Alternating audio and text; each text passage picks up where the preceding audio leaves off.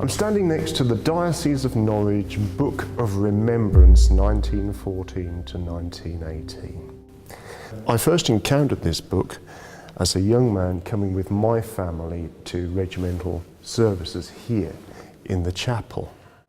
And it was only, it's got to be over 10 years ago now, when I made the acquaintanceship of Bishop Peter Knott and said, look, you must come to the cathedral and see the Book of Remembrance. We'll open it and let's have a look at it. But what really struck me was discovered right at the back of the book, where there is a roll of Norfolk women who died in the First World War. If you look, they're in alphabetical order, aren't they? When Neil first asked me to investigate these 15 women, it was a question of matching up. Did we know about some of them from last year's exhibition on women in active service? Traditionally, I could use sites such as ancestry sites and record offices and archive offices, and also the archives belonging to the various services that these women were involved in. She wasn't qualified. I managed to trace some of the descendants of some of these women, and they have an enormous family history story to tell. So the Royal Air Force started on the 1st of April 1918. Yeah. This photograph was taken on the 31st of March. So it was literally the day that they were still in the QMAC, and then the next day they were going to be RAF women. Yeah. In returning to the descendants, how interested and thrilled they are that their relative stories are being revisited now in Armistice year. What you will find is people have photographs of Great Aunt Mary, Great Aunt Violet tucked away in drawers, little shoe-tins that contain memorabilia that seem to have been forgotten about, but the families themselves haven't forgotten them.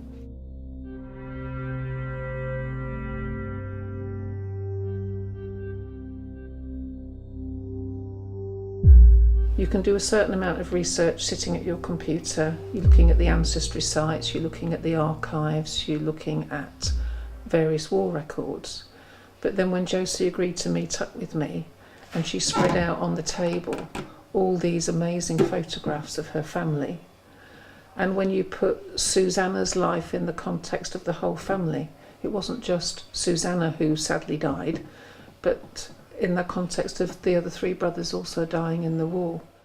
First got a letter from Daryl, who had traced me back from Susanna Hall, being the only one left really in the line of descendants, and saying she was doing some research and would I be interested or did I have any information.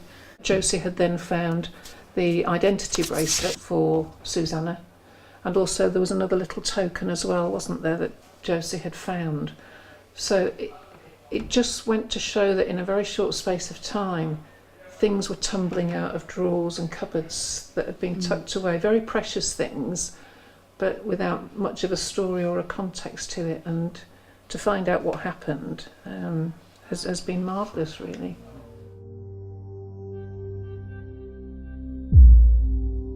I've investigated the history of the War Memorial Chapel because the placement of the book in this chapel coincided with the building of the chapel.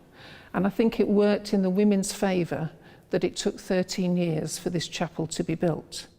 As early as 1917 at least, there were suggestions that a war memorial chapel would be an appropriate way of commemorating the war dead. And the Dean of the day, Henry Beeching, was very much in favour of this idea. There were a number of problems, though, in that, for a start, there were all sorts of concerns about what constitutes an appropriate memorial for the dead. Same sorts of arguments as you get today. So do you want something that can be used? Do you want something that's more part of the community? And a lot of people felt that another chapel in the cathedral was not appropriate. Another great area of concern was the architectural impact on the cathedral itself.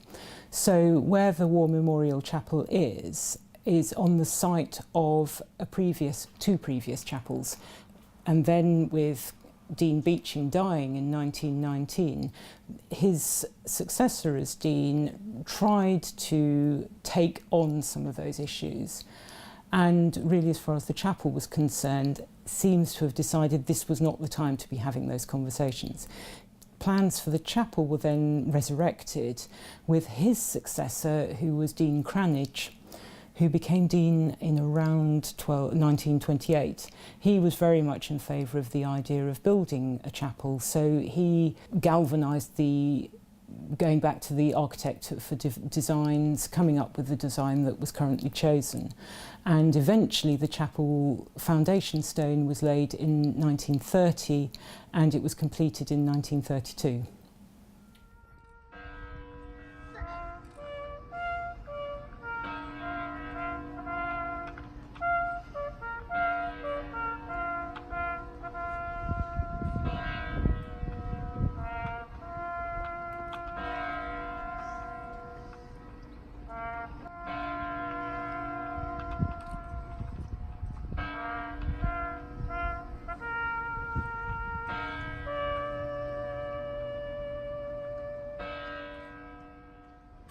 At the going down of the sun and in the morning, we will remember them. We will remember them.